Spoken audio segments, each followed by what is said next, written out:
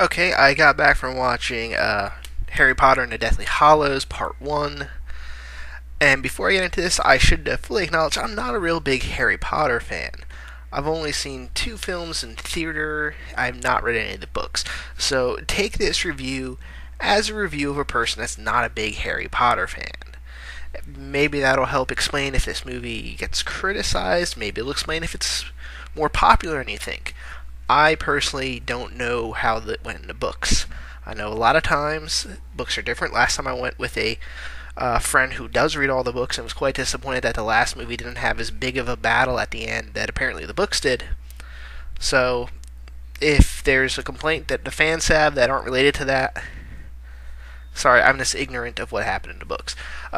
Overall, I found this more exciting than the previous Potter movie. There was some scenes that dragged, especially I think in the when they're kind of on the run, trying to escape the Death Eaters. I think that's what they're called. Uh, there's several scenes where it's okay. They're at a camp.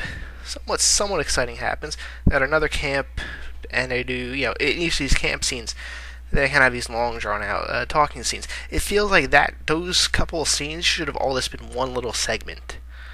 I think they tried to excite things up by having the little excitement scenes or the action scenes that were throughout that. I think there was also a lot of scenes that were probably in the book more emotionally pulling.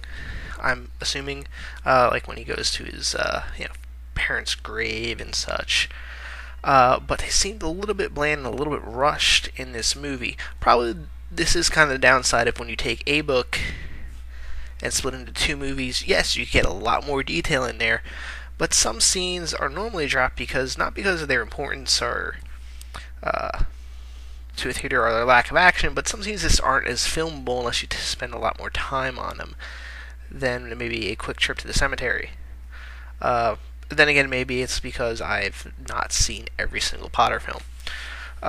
And if you aren't a huge Potter fan, there's probably not that many that aren't big Potter fans. It's a little hard to, of course, keep track of. There's a lot of characters that are in there really quick, and I'm not going to complain about that because I know if I've watched more of the films. Now, I've seen more than this two I've seen in theaters. I've seen a few on TV, but if I've watched more, I would probably be, oh my god, there's that guy. He's filling a role that's left over from him. So I'm not going to complain about that. If you've seen the movies, you'll probably like that there's these characters popping up here and there fulfilling their roles. I'm not going to, I was going to say something. I'm not going to spoil this, but somebody who I know is from the earlier Potter films dies. He's not in there that much for this film. He's got several scenes, but I would complain that we don't have to build up, but I know he's been featured big time in previous movies, and I'm not going to make a complaint about that. Still won't spoil it, just in case someone's out there.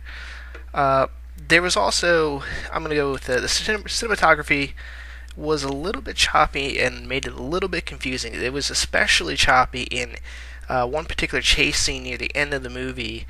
Near the end. It was just very hard to follow this little chase scene through the woods as Harry's being chased by these group of Death Eaters. It's very I mean, I normally am fine with watching choppy scenes or just fast, choppy editing. I can normally follow it. I still don't like it, even though I can follow it. But this was bad in my opinion. This was a really, really choppy scene. It almost made it unwatchable. And they put choppy and shaky camera. So, and they've also had a little flashback where Harry and Voldemort are kind of sharing memories. I know that's from one of the previous films. Again, something I'm not going to complain too much because this is actually, they announced it the other day, the biggest movie franchise in history. I'm going to give them a lot of props that they don't have to go and re-explain stuff. Because it's that popular. Normally I would criticize a franchise for doing this, but yeah, it's Harry Potter. It gets the exception. But these are also very choppy, very confusing, and they fill the role of explaining what Voldemort's doing. Alright, but they're still kind of annoying to be putting. Oh, this is gonna get a lot. There is a scene in this that somebody basically put Harry Potter porn. Yes, this is what people are going to be talking about. There's a scene with Harry and Hermione, right? That's her name.